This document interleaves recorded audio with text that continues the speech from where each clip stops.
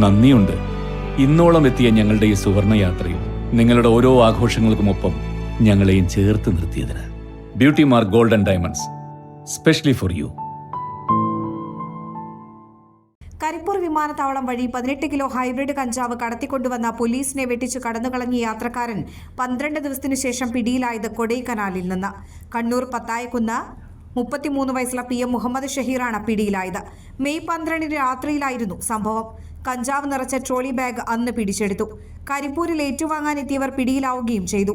അന്ന് രക്ഷപ്പെട്ട മുഹമ്മദ് ഷഹീറിനെ ഇന്നലെയാണ് കരിപ്പൂർ പോലീസും ഡാൻസ് ഓഫ് സംഘവും ചേർന്ന് പിടികൂടിയത്. ഇയാൾ 12 ദിവസത്തോളം തമിഴ്നാട്ടിലും മറ്റും വിവിധയിടങ്ങളിൽ താമസിക്കുകയായിരുന്നുവെന്ന് പോലീസ് പറഞ്ഞു.